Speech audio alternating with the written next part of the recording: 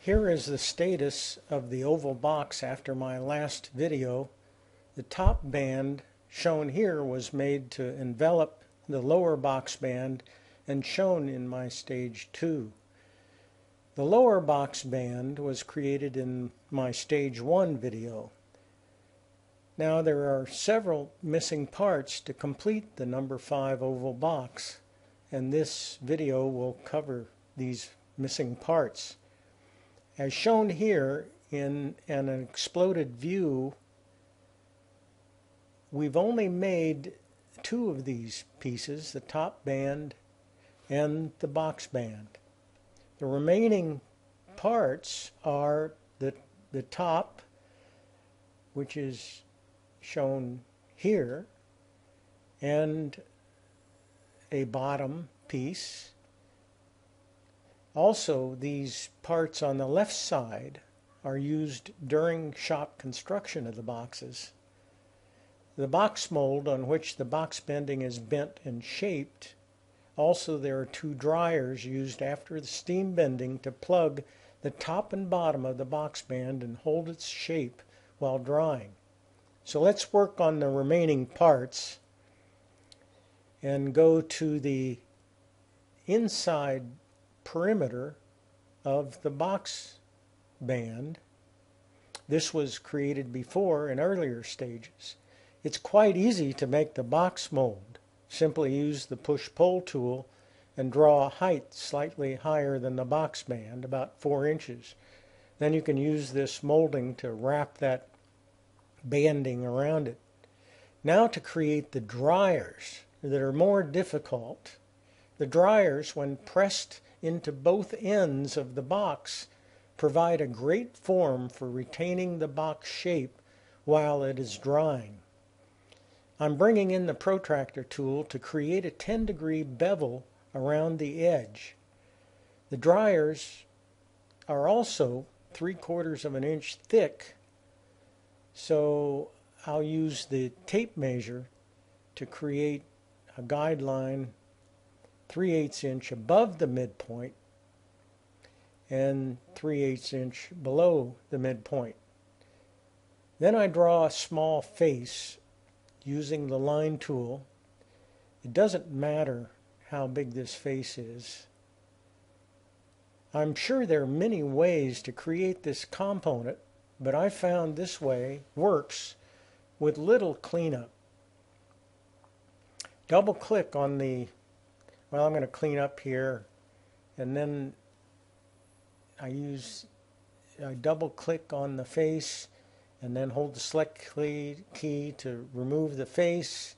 Now I have the border, which is the path. Click on follow me, click on the face, and we've got a bevel that's circling the oval face. I'll just draw a line here to close in the face for the top surface. Delete that line. And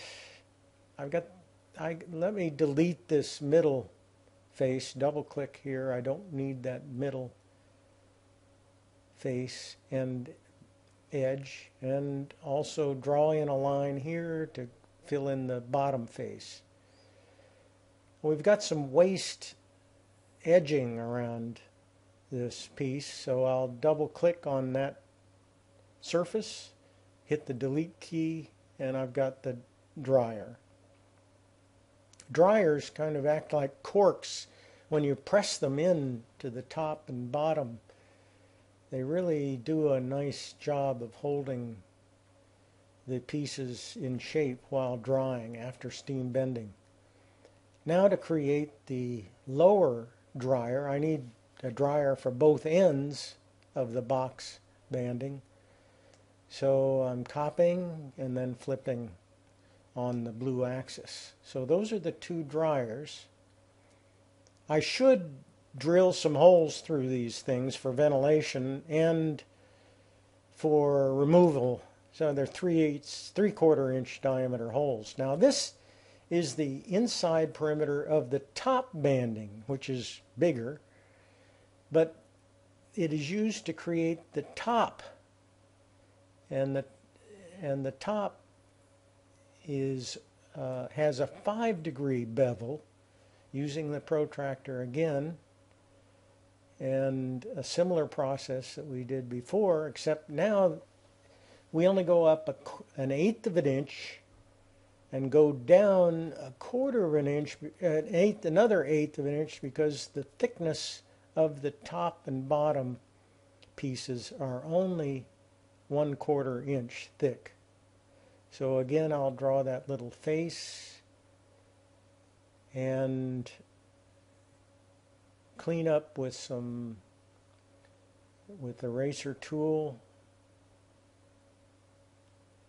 Pick the select tool, double click on that oval, and then hold the shift key, click again, leaving the path, the perimeter, picking follow me, clicking on the face, and I'm going to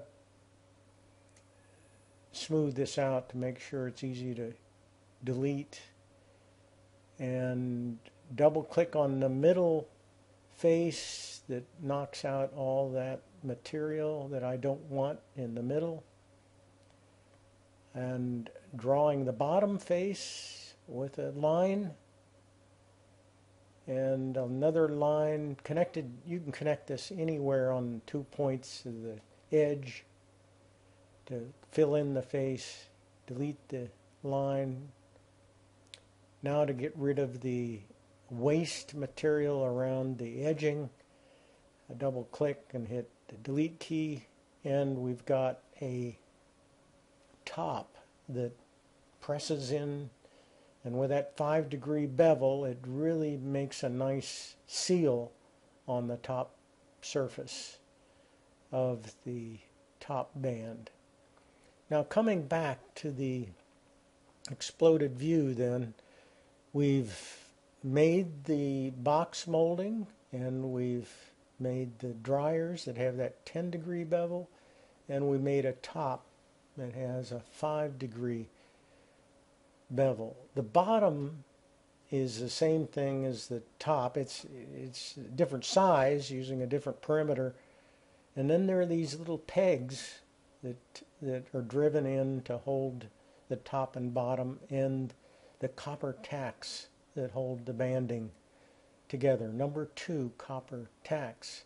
I like to have center lines held within the SketchUp components. It makes it easy to combine the parts accurately to create a final